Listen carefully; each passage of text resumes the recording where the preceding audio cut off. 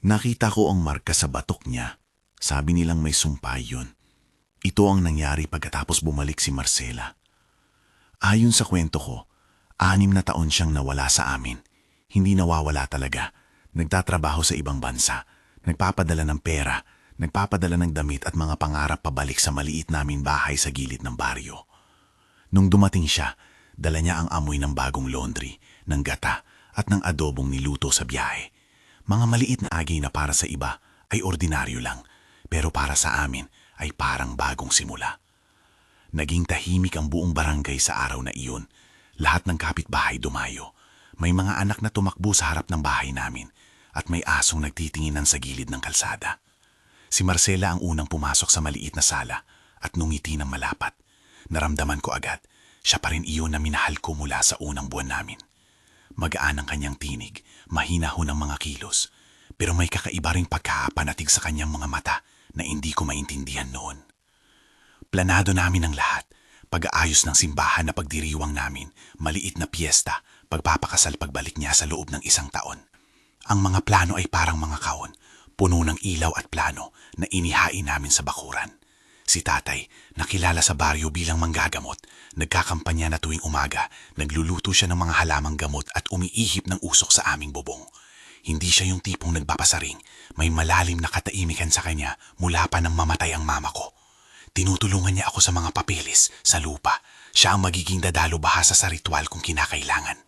Hindi namin inakala na ang pag-uwi ni Marcela ay sisimula ng isang serye ng pangyayari na maglulubog sa amin sa galit, panghuhusga at sa wakas ay magbubunyag ng mga lumang kasalanan. Pagkaraan ng ilang linggo, nagsimulang pumailan lang ang mga bulong-bulungan. Hindi agad kaming lumingon. Akala namin simpleng ingay mula sa inuman ng kapitbahay o pangkaraniwang usabin. Mulit unti-unti, may mga karamdaman na dumating sa baryo, lagnat na hindi agad gumagaling, mga bata na umiiyak sa gitna ng gabi, mga gulay sa taniman na nalalanta na walang dahilan. Ang unang umamin sa aking puso na may kakaiba ay nang gabing may mga aso na umaalulong sa kalsada at may lamig na dumaan sa aming bakuran na hindi dulot ng hangin. Nataranta si Marcela. Sinabi niya na may lumalapit sa kanya sa panaginip, isang matandang babae, may mahabang buhok, may singsing sa mga daliri, at may boses na parang palakan ng ilog. We laughed about it at first, pero hindi nakangiti ang labi niya nung kanyang ikinuwento. Sinabi niya na ako raw ang mag-aalaga sa mga may sakit. Sampit niya, halos pabulong. Isang umaga, habang hinihila ko ang kurtina para buksan ang bintana, napansin ko ito, ang marka sa batok ni Marcela. Maliit lang, parang pasa o kuto nga minsan, kulay mapurol na parang may lumang sugat. Hindi ako agad nagsalita. Nakita kong hindi niya napapansin o ayaw lang aminin. Kinabukasan, napapansin na rin ng ibang tao. Ano yung bakas niyan?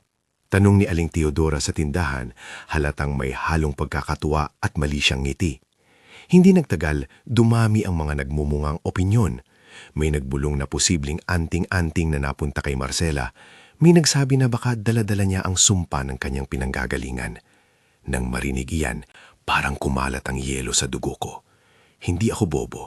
Alam kong mahirap paniwalaan ang mga ganitong bagay, lalo sa lungsod na pinagtrabahuan ni Marcela. Pero ang baryo ay iba. Ang baryo ay may sariling paraan ng pagbibigay hubog sa katotohanan. Para sa kanila, ang marka at ang biglang paglala ng sakit ay parang 2 piyesa ng isang puzzle na madaling pagdugtungin. Si Aling Teodora, nakilala sa palagayang madalas tama, hindi nag-atubiling magbigay ng hatol. Baka aswang. Siya ang unang nagbitiw ng salitang iyon sa gitna ng kanto habang may naglalako ng mais. Umalingaw-ngawang salita at siya lang ang nakangiti habang ang iba ay natadingin sa amin. Aling Teodora, hindi po siya. Sinabing umaalalay ako, pero naputol. May nanonood, may nagtatakang tumingin at ang mga mata nila ang naging hukom. Hindi ko gusto yung mga haka-haka, sagot ko ng mahinahon, subalit may pagyanig pa rin sa aking boses. Si Marcela humarap at tahimik na ipinakita ang batok niya. Hindi naman po ako nag-iisip na may masamang dala ang bungad niya, mahina. Pero umaalulong ang mga usapa. Saan siya nagtrabaho? Taluhon nilagyan niya. May sumigaw mula sa kabilang dako. Delikado, huwag niyo na siyang hawakan. Para kaming nasa gitna ng isang pelikula na hindi namin pinili. Nang lumala ang sitwasyon, taong bayan na kami, mga kapitbayan na hanggang ngayon ay dumarating upang makisalo sa aming tuwa, ay unti-unting naglayo. May mga nakausap na ako ng palihim at nagbigay ng payo. Ihagis mo na siya, sabi ng ilan. Ang iba na may nag-aalay ng dasal.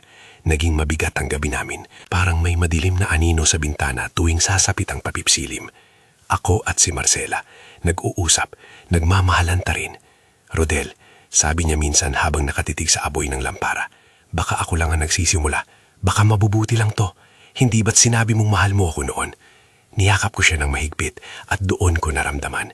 Hindi ko siya papabayaan kahit anuman ang mangyari.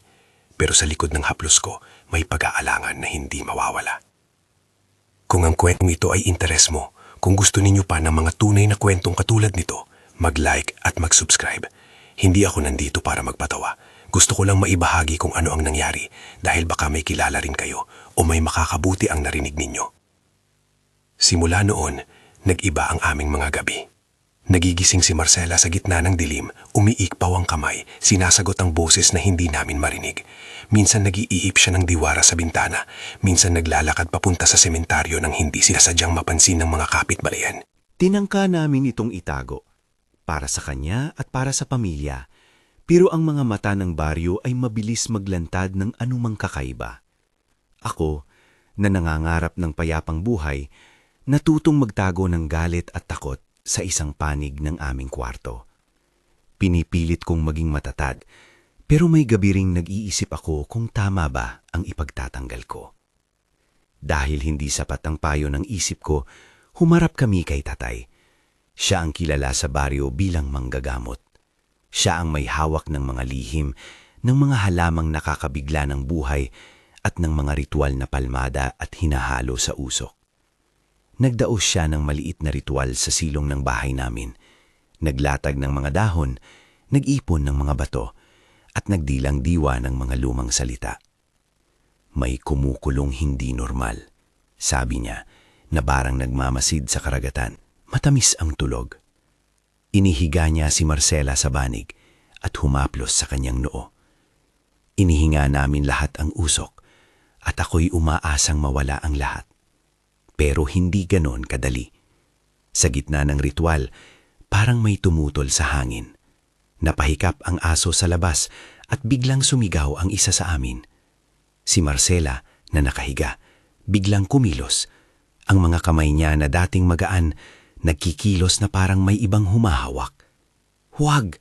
sigaw niya ng malakas, hindi ang boses niyang sanay kong marinig. Para akong naipit sa pagitan ng tuwa at takot. Tuwang-tuwa ako na may reaksyon, pero takot sa kung ano ang bumaba sa kanya. Natapos ang ritual na parang may kulang. Hindi ganap na naalis ang biglaang katahimikan sa bahay. Hindi nagtagal, dumating si Mariano, isang batang manggagamot na kilala rin sa Karatig Baryo.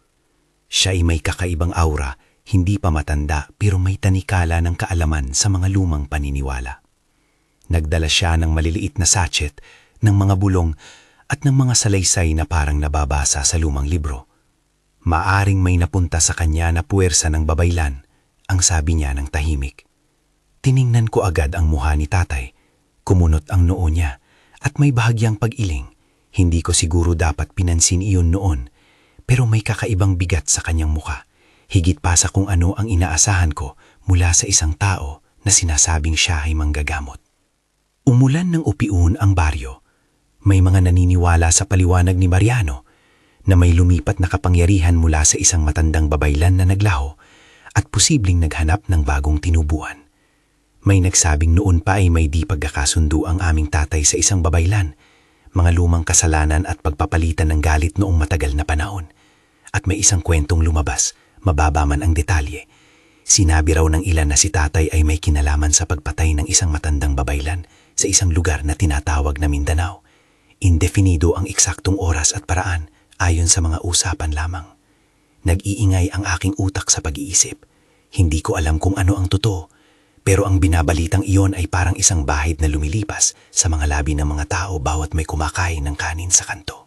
Sa kabila ng kaguluhan, may mga maliit na himala ring nangyari o ganun ang sinabi ng karamihan. Si Lucas, isang batang ulila na madalas na pagbintangan dahil malandi ang kapalaran, nagkasakit ng matindi. Lagnat na hindi bumababa, pag-iyak sa gabi, hindi kumakain. Dinadala siya ng kanyang tiyahin sa amin at nagpalibot ng bulong. Walang makapaliwanag. Subukan niyo na, pakiusap ng tiyahin. Wala akong pag-asa na may mangyayari, pero sumunod kami. Hinawakan ni Marcela ang maliit na kamay ng bata, nagtingin sa kanya ng malalim, parang may kalahating ngiting dumating sa mukha niya, at sinabi sa kanya ng mahina, "Lumayo ka sa sakit." Napatingin kami, halos hindi makahinga. Mag-umpisa, unti-unti bumaba ang lagnat ni Lucas. Umiyak siya ng guwayak, ngulit tila may ginhawa. Ang kagiliw-giliw, ilang oras lang at gumigising na ang bata na parang wala ng sakit. Napatingin ang buong barangay. Ang haka-haka ay nagbago ng hugis.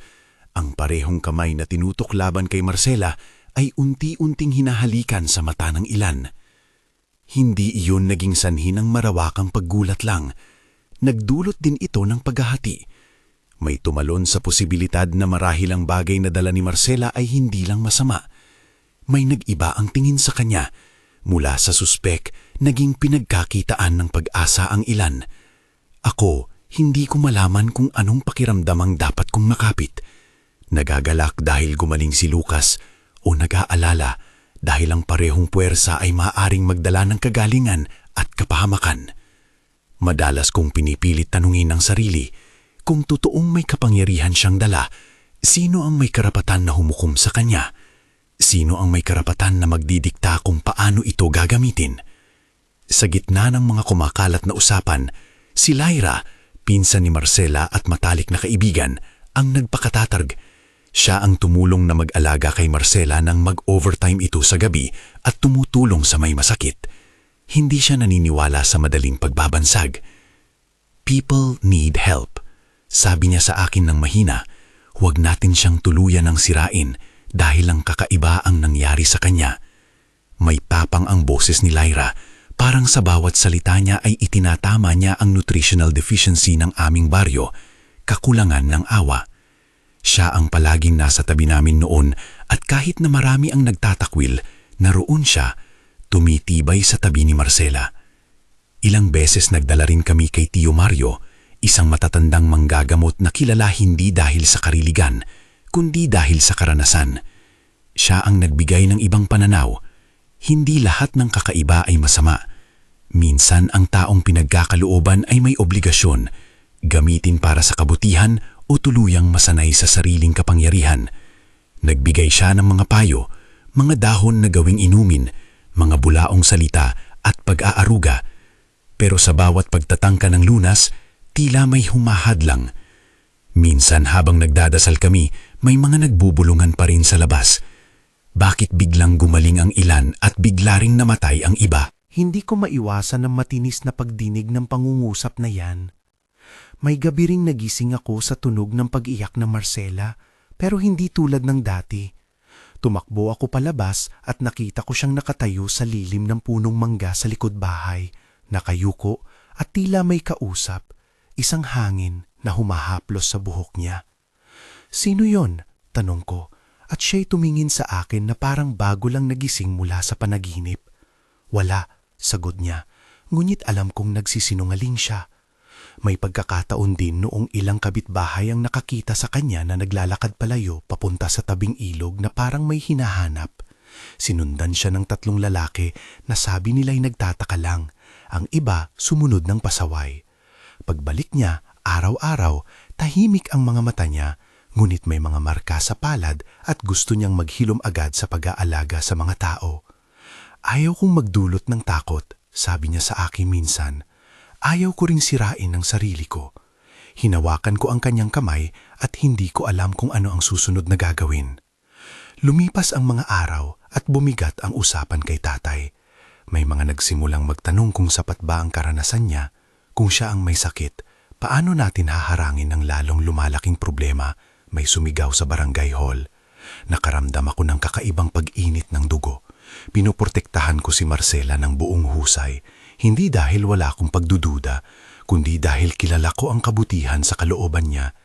Ngulit may dibilang na mga tao na hindi na nagtatangkang pakinggan ng iba pang panig. Sa kanilang mga paningin, may simpleng kaayusan. May akusado, may solusyon at dapat gumawa ng paraan. Isang gabi, habang binabalikan ko ang lumang baol ni tatay, natagpuan ko ang isang maliit na anting-anting na hindi ko dati napansin. Maliit na kahoy na may ukit na babalot sa tela.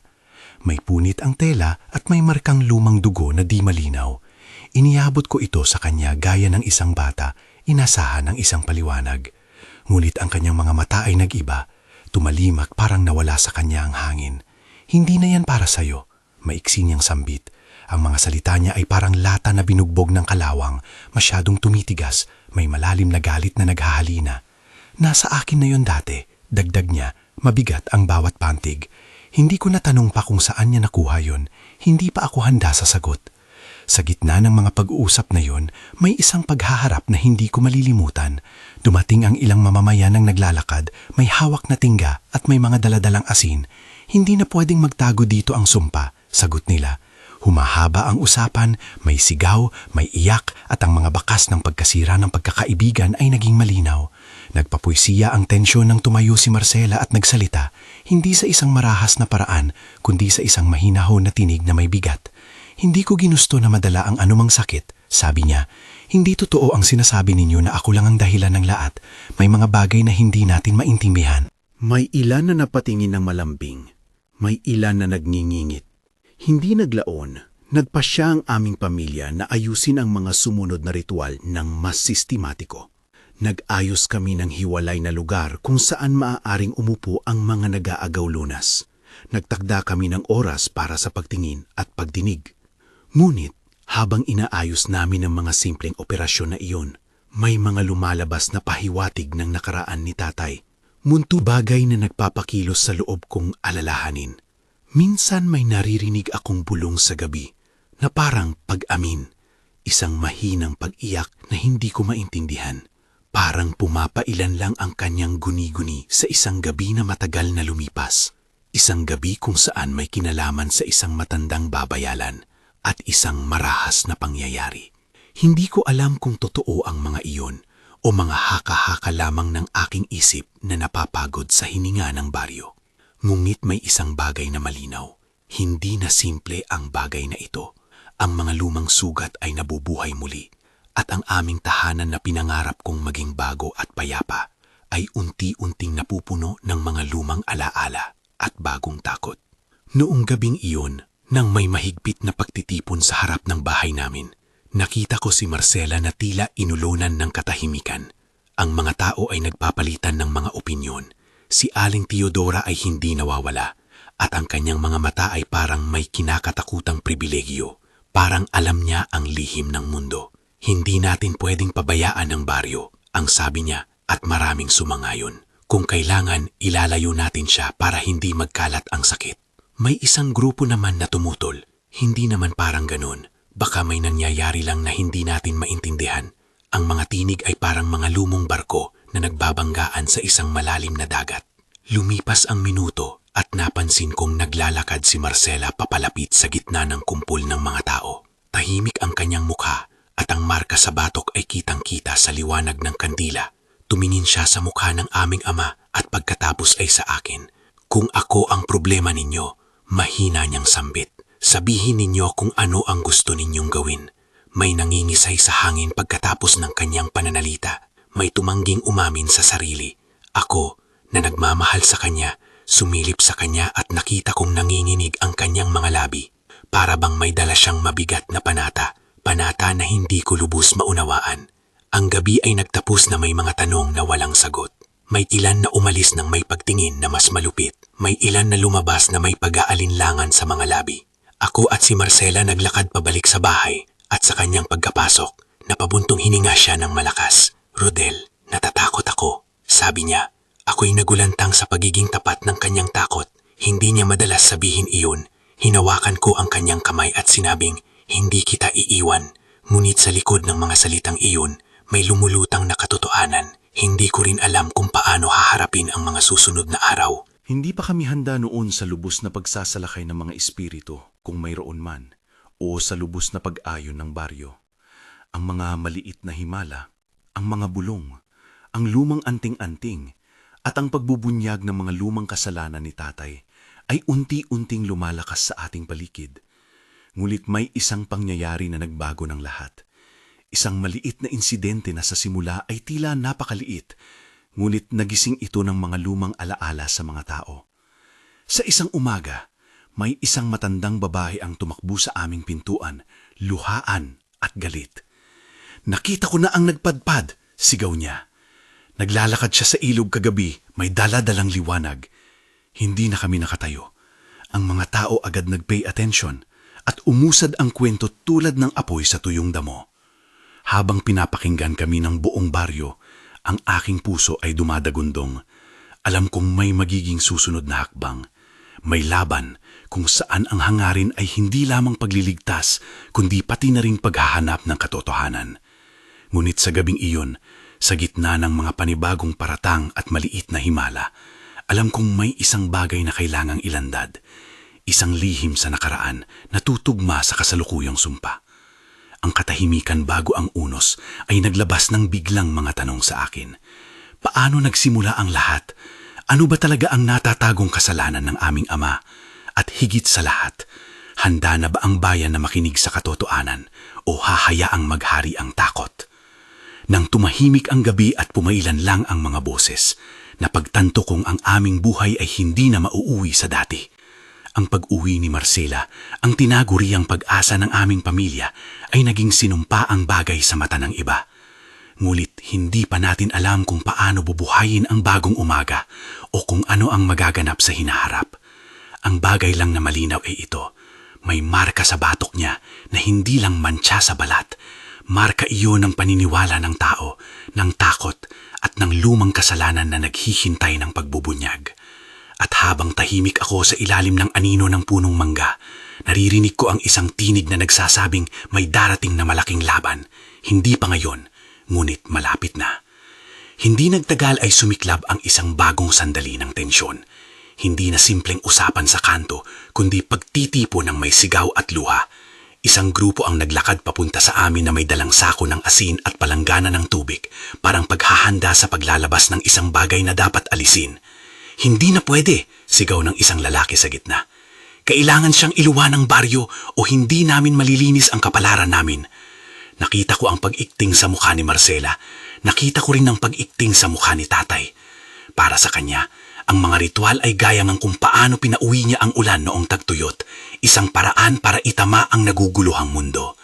Ngunit sa panahong ito, ang mundo niya ay ang kanyang pamilya at ang kabiyak niyang bumalik mula sa malayo. Lumakad ako papumpa sa gitna ng mga tao at tinig ko'y hindi na makikinig sa pagbawalang bisa. "Huwag na," sabi ko ng mahina. "Huwag nating gawing hukuman ang tahanan namin." May tumayo at nagmura. May ilan ding tumahimik at muling tumingin sa akin na may ibang tono, parang hinahamon. Alam ko na hindi sapat ang awa at pagmamahal ko para mapawi ang takot nila.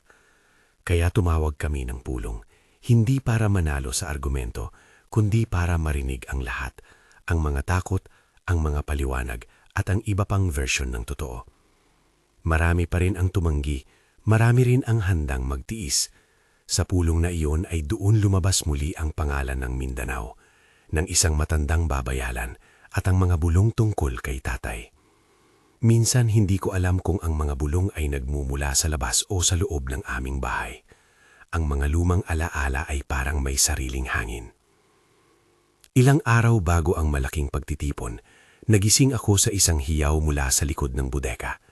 Dali-dali akong nagpunta noon at nakita ang isang kahon ng mga lumang gamit ni tatay na hindi pa naaayos mula pa nung namatay ang nanay ko. Sa loob may isang maliit na kahon na may pambalot at sa ilalim ng tela ay may mga bagay na hindi ko inaasahan.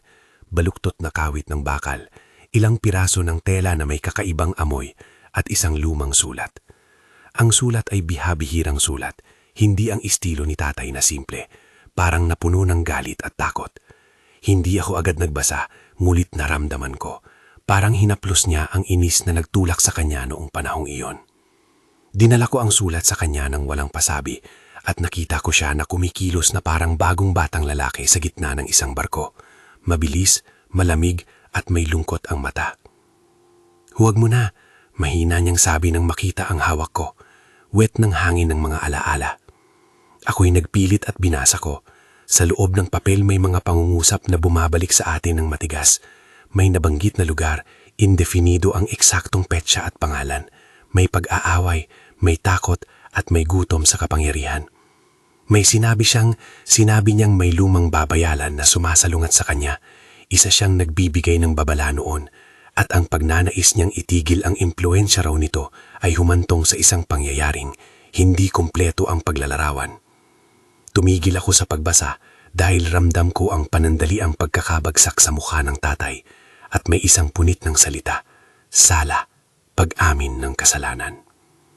Para sa isang sandaling tila wala kaming hangin, bakit mo hindi sinabi sa akin? Tanong ko, mahina, ang boses ko ay nanginginig. Tumango siya at ang kanyang kamay ay tila nagbalik sa isang lumang pananaw. Akala ko'y nawala na ang lahat, sagot niya. Akala ko kung itatago ko, mapapanatag ang lahat. Pero ang mundo ay maliit, anak. Hindi na nga ako bata noon, natatakot din ako nung araw na iyon. Hindi na sinabi ni tatay ang eksaktong nangyari dahil ayon sa kanya ay indefinido ang paraan kung paano siya nadala sa gulo. Ngunit may isang bagay na malinaw. May ginawa siyang bagay na nag-iwan ng bakas, hindi lamang sa pisikal na bagay, kundi sa loob ng puso ng isang matandang babaylan at sa mga taong naniniwala sa kanya. Hindi ko malilimutan ang panahong iyon.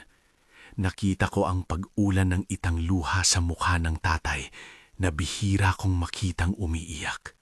Naramdaman ko ang bagya sa aking dibdib, tuloy niya, at napuno ng takot ang isip ko.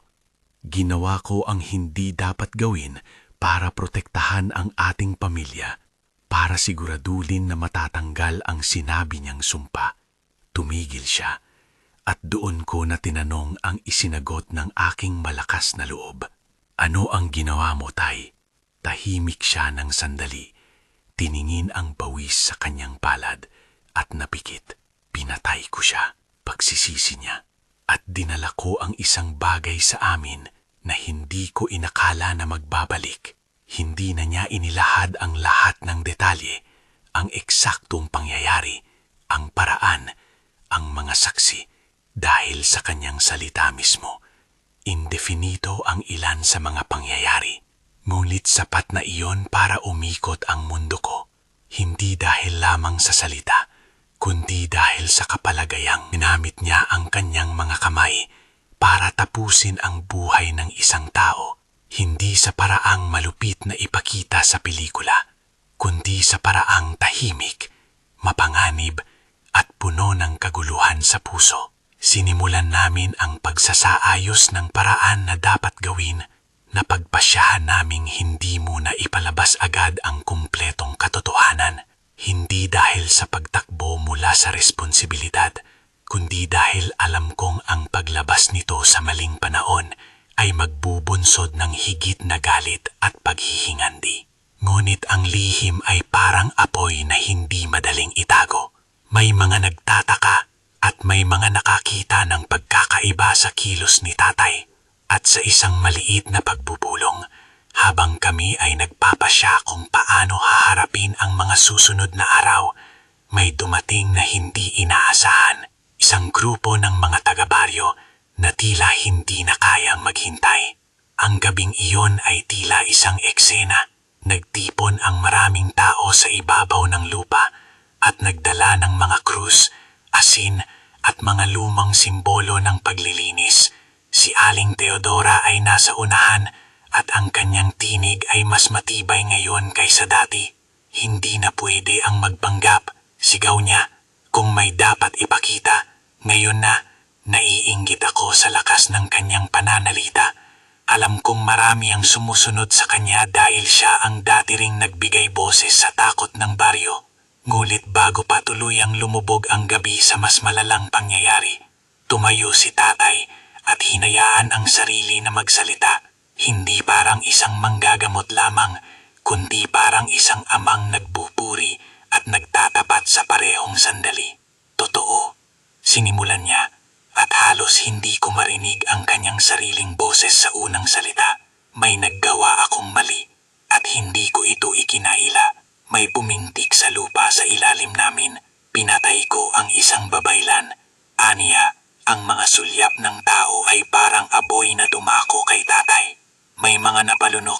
May mga nabayuko at may ilang nagkunwaring walang narinig.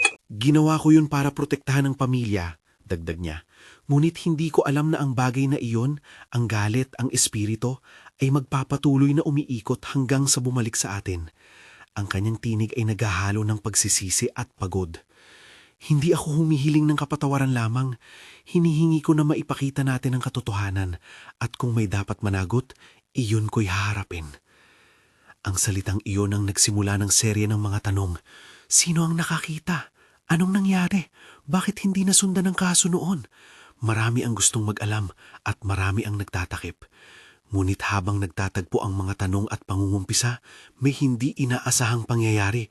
Parang may hangin na dumaloy mula sa magkabilang gilid ng plaza.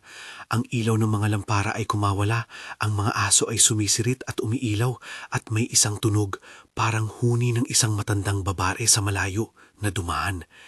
Hindi malaman ng lahat kung ang tunog na iyon ay ang gunita lamang ng alaalang nila o ang isang bagay na totoong bumabalik. Sa gitna ng kaguluhan, dumating si Mariano at Tio Mario na may dalang iba pang pamamaraan. Hindi nila tinangka ang kapangyarihan ng pagbibintang, bagkus pinili nilang ilapat ang kanilang magkakaibang kaalaman. Hindi lang basta histerya ang kailangan natin, sabi ni Mariano, nakatitig kay Marcela. Kailangan natin intindihin kung anong klasing enerhiya ito, kung panlalaban o paghilom. Tiniyak niya na ang paglapit nila ay hindi para paputulan ng ulo ng sinuman, kundi para ilandad ang mga dahilan ng maayos. Nagkaroon ng pagtatalo sa pagitan ni Mariano at tatay, hindi dahil galit, kundi dahil magkakaiba ang paniniwala nila sa pinagmula ng problema. Si tatay ay naniniwala na ang solusyon ay panunumbalik ng karapatan sa baryo, litanya, pag-aalay at pagwawakas sa anting-anting na nagdala. Si Mariano naman ay naniniwala na dapat kilalanin ang posibilidad na may bagong instrumento ng paghilom na nagsimula kay Marcela, isang puwersa na maaring naglilipat ng lunas at sumpa kapwa. Ang tensyon ay pumipintig nang dumating ang isang pangyayari na hindi namin inakala. Biglang lumabas ang isang babae mula sa dulo ng madla. Ang kanyang mukha ay malabo ng luha at galit. Siya ay kilala sa baryo bilang malapit sa pamilya ng matandang babayan.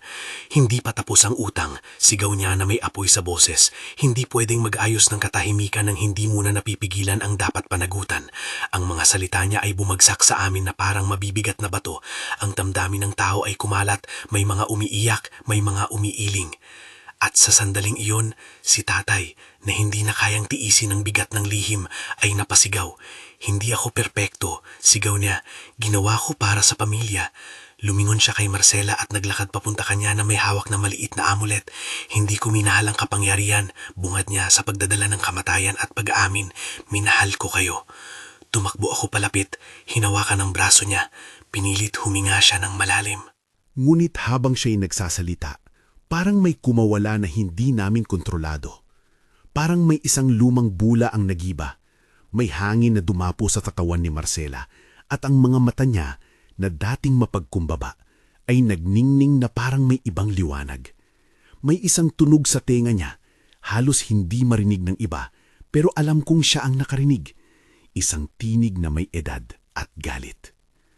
Nang umahon si tatay mula sa kanyang pag-amin, may nangyari na hindi namin maipaliwanag ng maayos.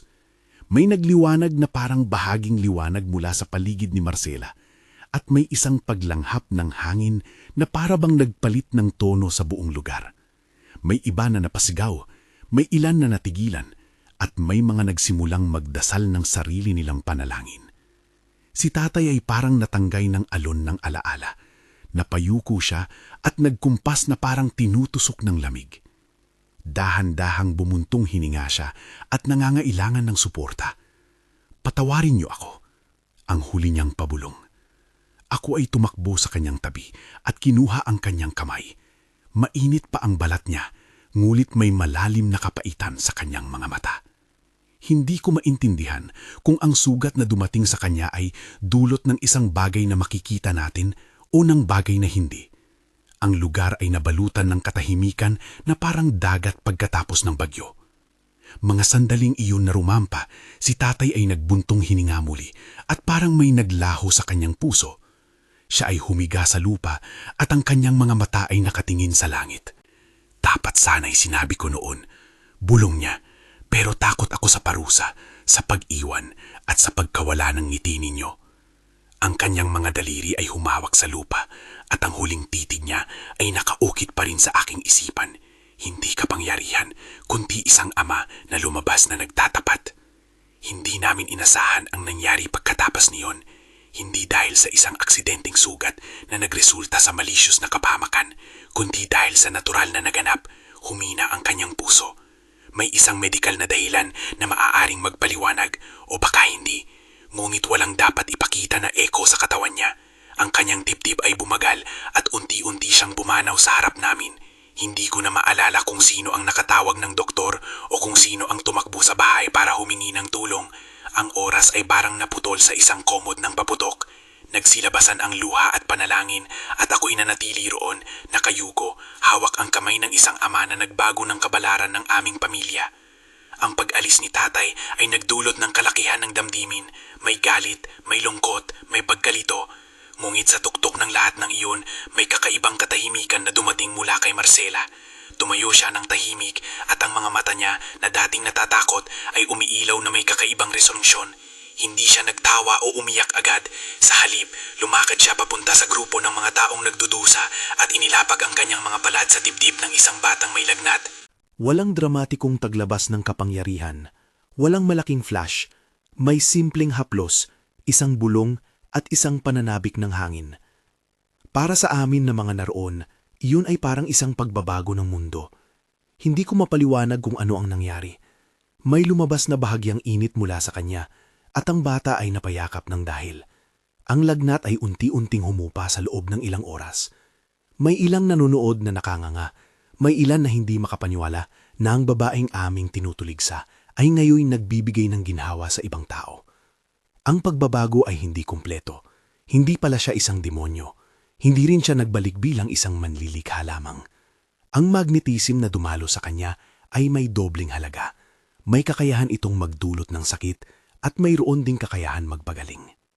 Mula roon, dumami ang mga taong naghahanap ng tulong kay Marcela. May tumulong siyang mga kabataan na may lagnat, may nagdala ng mga sugapan hayop at may mga lumapit ng may pag-asa. Ang ilan sa mga ito ay gumaling, ang iba naman ay hindi. Ngunit unti-unti, ang naratibo ng baryo ay nagbago. Hindi agad at hindi ganap, ngunit nagsimula ng kumalat ang mga kwento ng paggaling. May mga nagbanggit na si Marcela ay isang bagong babayalan. May mga nagsabing siya ay sinumpaang dahil sa pagbabalik ng dati. May mga nagsabing siya ay binigyan ng bagong buhay dahil sa kakayahan niya magpagaling. Ang mga salita ay naghalo-halo at ang aming pagkatao bilang pamilya ay unti-unting bumabalik sa gitna ng mga pag-uusap. Habang lumilipas ang mga linggo, inasikaso namin ang libing ni tatay ng may payapang piling. Marami ang dumalo, maraming nagsisisi at maraming nagbigay pugay sa kanya, hindi bilang isang banal na tao, kundi bilang isang manggagamot na gumawa ng isang napakalaking pagkakamali. Ako ay umiiyak, hindi lamang dahil nawala siya, kundi dahil alam kong ang mga ginawang iyon ay may dalang sugat na mahirap hilumin. Ngulit kasabay ng pag-ibig na iyon ay ang tunog ng mga nagbago. May mga lumapit at hiningi ng paumanin sa amin. May nagsasabing hindi na nila dapat na pagkamala si Marcela. May sumampalataya sa magandang pagbabago. Isa sa pinakamalinaw na pangyayari pagkatapos ng kamatayan ni tatay ay ang paglapit kay Marcela ng ilang dati niyang tumutol. Aling Teodora na ilan ng beses nagtuligsa, dumating at nanatili sa aming pintuan ng mahabang oras. Nilapitan ko siya ng may pangamba at nagulat ako nang itinaboy niya ang kanyang galit at hiningi ng paumanhin ng tahimik. Nakita ko ang mali ko, sabi niya ng mahinahon. Hindi ko tinanong ang buong kwento, nagpadala na lang ako ng takot. Ang kanyang mga mata ay mapurol at nag-uumapaw ng pagsisisi.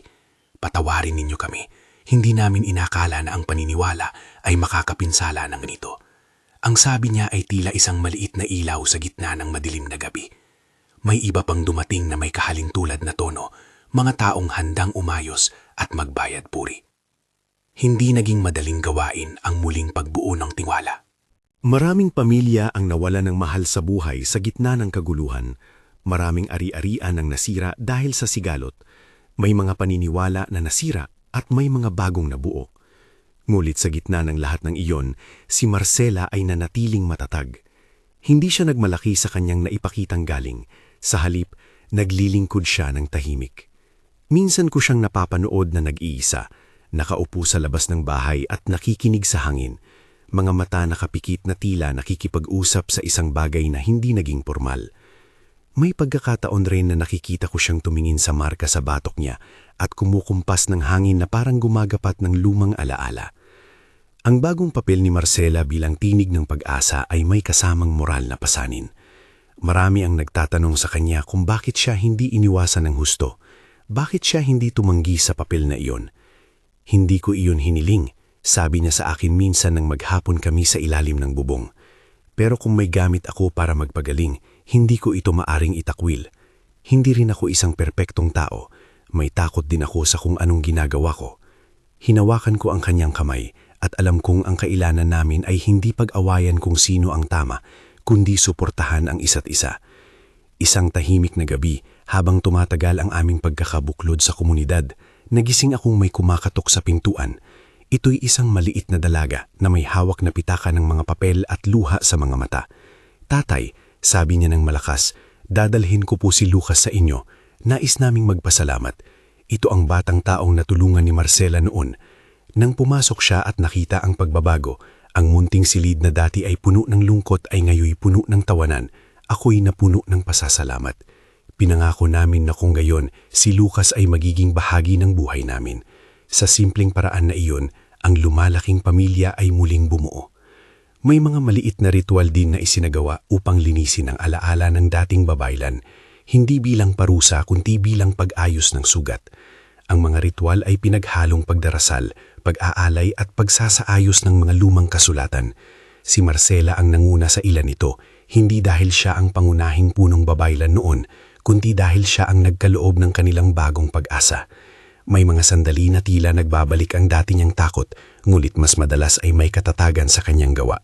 Minsan ay tinatawanan ko siya sa maling suklay ng buhok o sa simpleng paraan ng pagdala niya ng mga halaman na ginagamit niya sa paghilom.